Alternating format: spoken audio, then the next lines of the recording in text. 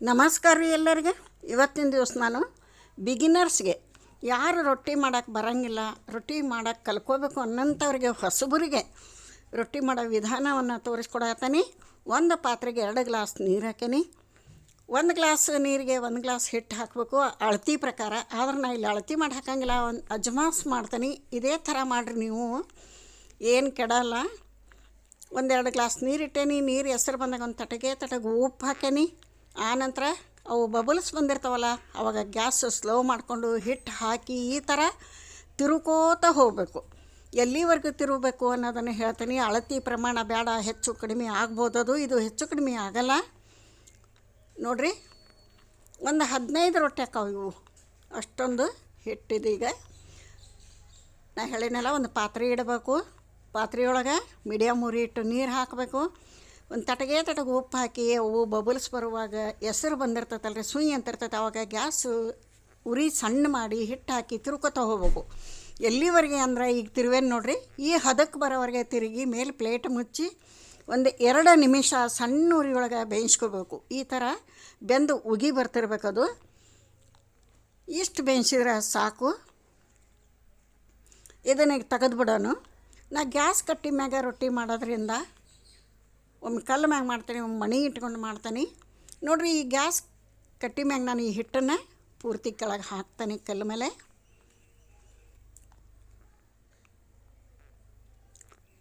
ನೋಡಿರಿ ಎಷ್ಟು ಚಂದ ಬಂದೈತಿ ಹಿಟ್ಟು. ಈ ಥರ ಕಲ್ಲು ಮೇಲೆ ಹಾಕಿ ಭಾಳ ಸುಡ್ತಿರ್ತೈತಿ ಇದು. ಒಂದು 2-3 ನಿಮಿಷ ಹೀಗೆ ಬಿಡೋಣ. 2-3 ನಿಮಿಷ ಆರಾಕಿ ಬಿಡಬೇಕು. ಅದು ಆರಿಂದ ಪೂರ್ತಿ ತಣ್ಣಗಾಗಬಾರ್ದು, ಬಿಸಿ ಇರಬೇಕು, ಕೈ ಮುಟ್ಟಷ್ಟು ಬಿಸಿ ಇರಬೇಕು. ಅವಾಗ ಸ್ವಲ್ಪ ಹಿಟ್ಟು ಹಾಕ್ಕೊಂಡು, ಹಿಟ್ಟು ಒಣ ಹಿಟ್ಟು ಯಾಕೆ ಹಾಕ್ತೀನಿ ಅಂದ್ರೆ ಪೂರ್ತಿ ಜಿಗಟಿನ ರೊಟ್ಟಿ ಮಾಡ್ರೆ ಅವು ಮೆತ್ತಗೆ ಜೊತಾಡ್ತಾವು. ಅದಕ್ಕೆ ಸ್ವಲ್ಪ ಒಣ ಹಿಟ್ಟು ಹಾಕ್ಕೊಂಡು ಇದನ್ನ ಅಂಗೈಯಿಂದ ಚೆಂದಾಗಿ ನಾದ್ಕೋಬೇಕು. ಚಲೋತ್ನಂಗೆ ನಾದ್ಕೋಬೇಕು. ಸ್ವಲ್ಪ ಕೈಗೆ ತಣ್ಣೀರು ಹಚ್ಕೊಂತ ಚಲೋ ನಾದ್ಬೇಕು ನೋಡ್ರಿ. ಚರ ನಾದಬೇಕು.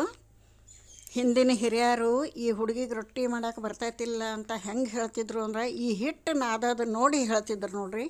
ಈ ಥರ ಅಂಗೈ ಹಚ್ಚಿ ಚರ ಚಲೋತ್ನಂಗೆ ಹದ ಬರೋವರೆಗೆ ಇದನ್ನು ನಾದಬೇಕು. ಈ ಥರ ನಾದಿಂದ ಇದು ಪರ್ಫೆಕ್ಟಾಗಿ ರೊಟ್ಟಿ ಮಾಡೋಕೆ ಬರ್ತೈತಿ ಅಂತ ಅರ್ಥ. ಅತಿ ಗಟ್ಟಿಯಲ್ಲ, ಅತಿ ತಳ್ಳಗಲ್ಲ, ಒಂದು ಲೆವೆಲ್ಗೆ ಇದನ್ನ ನಾದ್ಕೋಬೇಕು. ಇದ್ರಾಗ 15 ರೊಟ್ಟಿ ಹಾಕವು ನೋಡ್ರಿ. ಈ ಥರ ಚಲೋತ್ನಂಗೆ ಎಷ್ಟು ನಾದಿದ್ರು ಕಡಿಮೆ ಡಿಟೇಲಾಗಿ ತೋರ್ಸೇನೆ ನಾನು ನಿಮ್ಗೆ. ಈ ಥರ ನೀವು ಮಾಡ್ಕೊರಿ. ರೊಟ್ಟಿ ಮಾಡೋಕ್ಕೆ ಬರಂಗಿಲ್ಲ ಅನ್ನೋ ಚಾನ್ಸೇ ಇಲ್ಲ. ಈ ಥರ ಚಲೋತ್ನಂಗೆ 2 ಕೈಲೇ ನಾದಿ ಸೈಡಿಗೆ ಇಟ್ಕೋರಿ.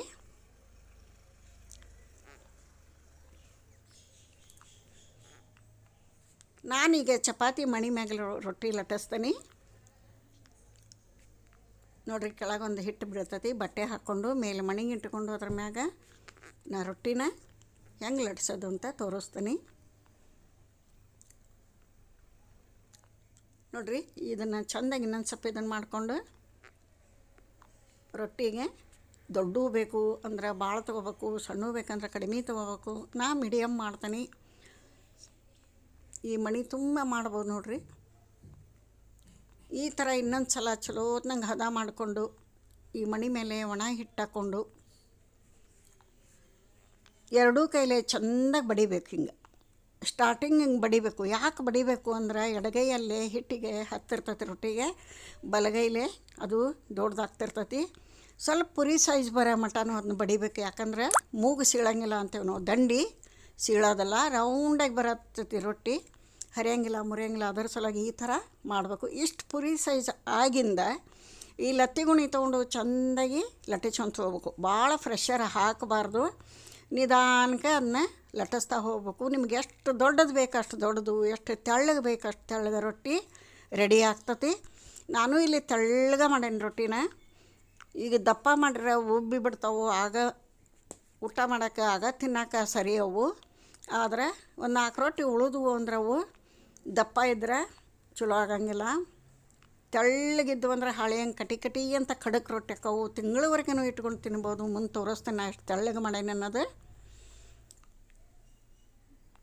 ನೋಡಿರಿ. ಈ ಥರ ದಂಡಿ ತೀಡ್ಕೋತ ಹೋಗಬೇಕು. ಯಾವಾಗಲೂ ರೊಟ್ಟಿನ ಚಪಾತಿನ ದಂಡಿ ಲಟ್ಟಿಸ್ತಾ ಹೋಗ್ಬೇಕು. ಎಷ್ಟು ದೊಡ್ಡದಾಗಬೇಕು ಅಷ್ಟು ದೊಡ್ಡದಾಕೈತಿ, ಹರಿಯಂಗಿಲ್ಲ ಮುರಿಯಂಗಿಲ್ಲ. ಎಷ್ಟು ತೆಳ್ಳಗೆ ಬೇಕು ಅಷ್ಟು ತೆಳ್ಳಗೆ ಮಾಡ್ಕೋಬೋದು. ಈಗ ಮಾರಾಕ್ ಸಿಡಂಗೆ ರೊಟ್ಟಿ ಸಿಗ್ತಾವೆ ನೋಡ್ರಿ, ಅಷ್ಟೊಂದು ತೆಳ್ಳಗೆ ಮಾಡ್ಬೋದು. ಈ ಮಣಿ ತುಂಬ ಲಟ್ಟಿಸ್ಬೋದು. ಆದ್ರೆ ನಮ್ಮ ಹಂಚು ಸಣ್ಣದೈತಿ, ಅದಕ್ಕೆ ಇಷ್ಟು ಲಟ್ಟಿಸ್ತೇನೆ ನಾನು. ಈಗ ನೋಡ್ರಿ ರೆಡಿ ಆಯಿತು ರೊಟ್ಟಿ. ಹಂಚು ಕಾಯಕ್ಕಿಟ್ಟೀನಿ, ಹಂಚು ಚಲೋ ಕಾದೈತಿ. ಅದ್ರ ಮ್ಯಾಗ ಈ ರೊಟ್ಟಿ ಹಾಕೋಣ.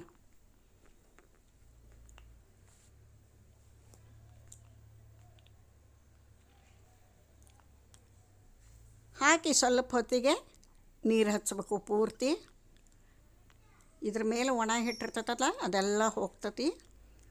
ಹಚ್ಚಿಂದ ಇದನ್ನು ತಿರುಗಿಸಿ ಹಾಕಬೇಕು. ಎರಡೂ ಸೈಡ್ ಚೆಂದಾಗಿ ಬೇಯಿಸ್ಕೋಬೇಕು ರೊಟ್ಟಿನ. ಯಾರೆಲ್ಲ ನನ್ನ ಚಾನಲ್ ನೋಡತ್ರಿ ಪ್ಲೀಸ್ ಸಬ್ಸ್ಕ್ರೈಬ್ ಆಗಿ ನೋಡಿರಿ. ಈಗಾಗಲೇ ಸಬ್ಸ್ಕ್ರೈಬ್ ಮಾಡಿ ನೋಡೋರಿಗೆ ನನ್ನ ತುಂಬ ಹೃದಯದ ಧನ್ಯವಾದಗಳು. ನಿಮ್ಮ ಹೆಲ್ಪು ಸಪೋರ್ಟು ನನ್ನ ಚಾನಲ್ಗೆ ಬೇಕು. ನೋಡಿರಿ ಎರಡೂ ಸೈಡ್ ಚೆಂದ ರೊಟ್ಟಿ ಬೇಯಿಸೋಣ.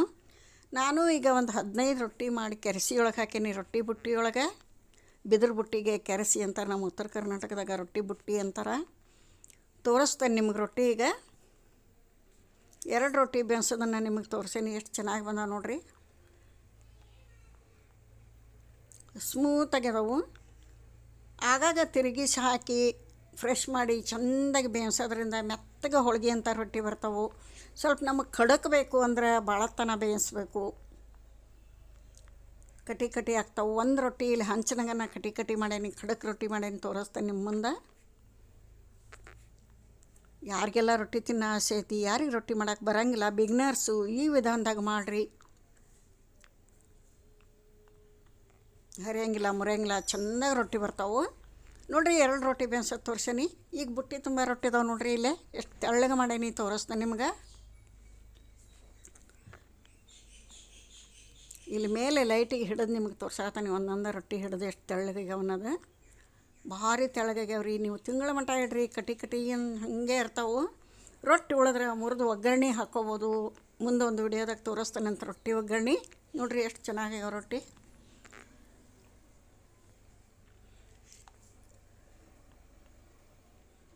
ಇದು ಹಂಚಿನಾಗ ಕಟಿ ಮಾಡೇನಿ ನೋಡಿರಿ. ಇಂಥ ಹಂಚಿನಾಗ ನಾ ಕಟಿ ಮಾಡಿದ ರೊಟ್ಟಿ, ಖಾರ ಎಣ್ಣೆ ಸೈಡಿಗೆ ಈರುಳ್ಳಿ ಇದ್ದು ಬಿಟ್ರಿ, ಎಂಥ ಪಲ್ಯನೂ ಬೇಡ, ಚಟ್ನಿನೂ ಬೇಡ್ರಿ, ಅಷ್ಟು ಟೇಸ್ಟ್ ಆಕೈತಿ. ನೀವು ಒಂದು ಸಲ ಟ್ರೈ ಮಾಡಿರಿ.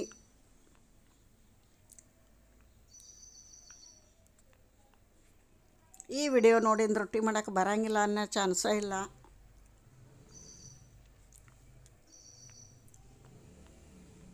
ನೋಡಿರಿ ಇಲ್ಲಿಗೆ ಈ ವಿಡಿಯೋ ಮುಗಿಸ್ತಾನೆ. ಮತ್ತು ಮುಂದಿನ ಹೊಸ ರೆಸಿಪಿಯೊಂದಿಗೆ ಸಿಗ್ತೀನಿ. ಎಲ್ಲರಿಗೂ ನಮಸ್ಕಾರ ರೀ.